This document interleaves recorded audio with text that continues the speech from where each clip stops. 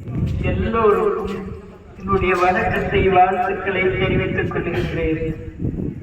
இன்று நீங்கள் எல்லோரும் இப்படி கூடியிருந்து எனக்கு மிகுந்த மகிழ்ச்சி அடைகின்றது. நான் 100 வருஷத்துக்கு முன்னாலே இந்த ஊர்ல எல்லோரையும் போல பிறந்து வளர்ந்தேன். இந்த ஊரில் நான் சின்ன பள்ளிக்கூடத்தில் 12 வயசு வரைக்கும் படித்தேன்.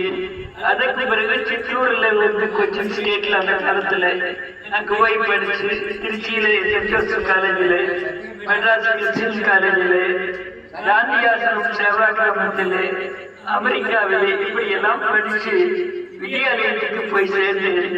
வித்யாலயத்துக்கு போன உடனே ஐயா சொன்னார்கள், அப்பா வித்யாலயத்துல இதுதான் உன் வீடு, உங்க ஆயுஷ்மா இங்கதான் இருக்கணும் அப்படின்னு சொல்லி சொன்னார்கள். உனக்கு என்ன சம்பளம் வேணும் கேட்டாங்க. என்ன கொடுத்தாலும் சரின்னு சொன்னேன். உனக்கு 124 ரூபா சம்பளம் தரலப்பா அப்படின்னு சொன்னாரு. அப்படி அந்த மாதிரி அங்க போய் சேர்ந்து வித்யாலயத்தை நீ சொந்த வீடாக நினைத்து இன்றைக்கும் வித்யாலயத்துடைய நிர்வாக கமிட்டியிலே நான் வைஸ் பிரசிடென்டா இருக்கிறேன். அதனால வித்யாலயத்துக்கும் எனக்கும் என்றைக்கும் அறுந்து போக முடியாத ஒரு தொடர்பு இருந்து கொண்டிருக்கின்றது. அதன் இல்லாத அவினாஷலிங்கம் போக்கு சயின்ஸ் காலேஜ் ஆரம்பிச்ச போது என்னை முதல்ல கரஸ்பாண்டா போட்டார்கள். நீங்க நான் சின்ன வயசு பொம்பளை இன்ஸ்டிடியூஷன் வயசானவங்க போடலாமே அப்படின்னு சொல்லி சொன்னேன். அப்ப சொன்ன எனக்கு தெரியாதா, நீதான் கரஸ்பாண்டா இருந்து காலேஜ் பார்த்து போகணும் அப்படின்னு சொன்னார். அப்படி அதுல இருந்து அதிலே இருந்து அதுக்கு மேனேஜிங் ட்ரஸ்டி ஆகி, ரெஜிஸ்டர் ஆகி, வைஸ் சான்சலர் ஆகி இருந்து இன்னைக்கு எந்த விஷயம்னாலும் அவினாஷலிங்கத்துக்கு என்னை கூப்பிட்டு கேட்கிற மாதிரி நிலைமை இருந்துட்டு இருக்குது. அதனால இதெல்லாம் இது காரணம் என்னன்னா ஆண்டவருடைய அனுகிரகம், கடவுள் கிருபை என்றுதான் சொல்ல வேண்டும். அதாவது சின்ன வயசுல உடம்பு நான் கெடுத்துக்கல. குடிக்கிறதோ, காஃபி டீ குடிக்கிறதோ, அல்லது மாംസം சாப்பிடுறதோ, வேறு எந்த விதமான விஷயத்தையும் உடம்புக்கு எடுத்துக்கல. நிதானம் எல்லாத்திலையும் இருந்தது. தினசரி 10 மணிக்கு படுத்து 4 மணிக்கு எந்திரிக்கிற காலேஜ் நாள் பூராவும் பின்னாலே அப்படின்னா இன்னைக்கு அப்படிதான். அதனால அந்த மாதிரி இருந்திருக்கிறதுனால உடம்பு நல்லா இருக்கு. சாப்பாடு கொஞ்சம் நிதானம் வேணும். மருந்தன வேண்டாவாம் யாக்கைக்கு அருந்தியது அற்றது போற்றி உணவு. பசியான உடனே சாப்பிடணும். அந்தந்த நேரத்துக்கு பசியான அளவுதான் சாப்பிட வேண்டும். அதுக்கு மேல சாப்பிட்டா வயிற்றுல அதிகம் போயிருந்து இடைச்சல் போடும். இப்ப எனக்கு அப்படிதான் செய்து இருக்கிறதுனால அந்தந்த நேரம் பசியாக சாப்பிடணும் செய்ய போயிடும். அப்புறம் வேறு கண்ட எண்ணம் எல்லாம் நினையாம இருக்க வேணும். நினைச்சிட்டு இருந்தா நான் எதையோ நினைச்சு தூக்கம் வராது, ஒண்ணும் வராது, எனக்கு அதெல்லாம் நினைக்கல. மனசுல என்ன தோணுவது, நம்ம இந்த உலகத்துக்கு போக போறோம். இந்த உலகத்துக்கு நமக்கு ஒரு சம்பந்தம் இருக்கு போறது இல்லை. எதை பத்தி நினைக்க வேண்டாம். நமக்கு நினைத்த பொருள் கடவுளை பற்றி மட்டும்தான் நினைக்க வேண்டும், வேற ஒன்றும் நினைக்க வேண்டியது இல்லை அப்படின்னு நினைச்சிட்டு இருக்குது. நான் சின்ன வயசா இருக்கையில எங்க அம்மா கூட இந்த கோயிலுக்கு வருவேன். நான் இந்த கோயில் ஒரு ஓலச்சாலையில இருந்தது. அப்ப நான் வந்து நினைச்ச போது நான் எங்க அப்பா கேட்டேன், எங்க எவ்வளவு ஊர்லயும் ஓட்ட பெரிய கோயில்கள்லாம் கட்டி வச்சிருக்காங்களே, நம்ம ஊருக்கு ஏன் இந்த மாதிரி ஒரு ஓலச்சாலையில கோயில் இருக்குதுன்னு கேட்டேன்.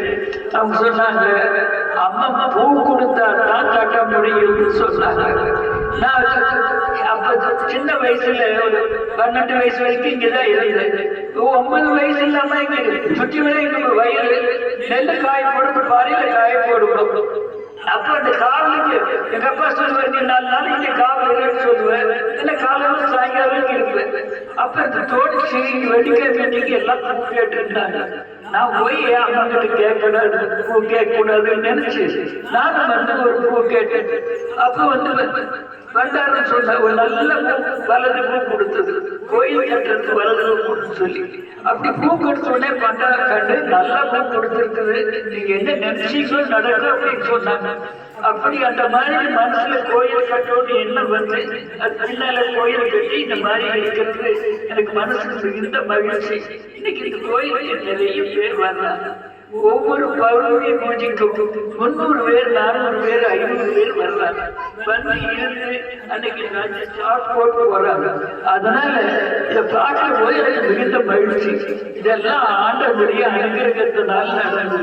நாம முக்கியமா செய்ய வேண்டியது என்னன்னா, நம்மளை பற்றி நமக்கு பெருசா நினைக்க கூடாது.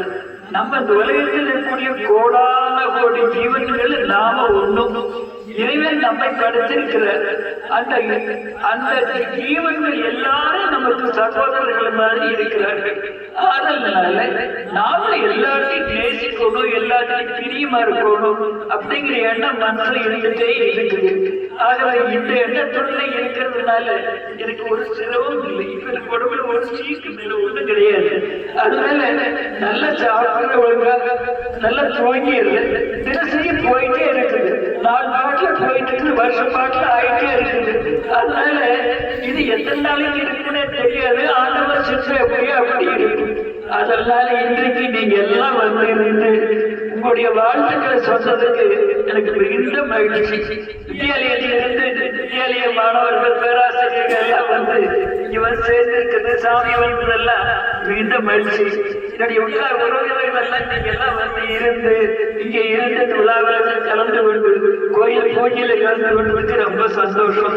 நீங்க எல்லாம் இருந்து சாட் போட்டு போக வேண்டும்.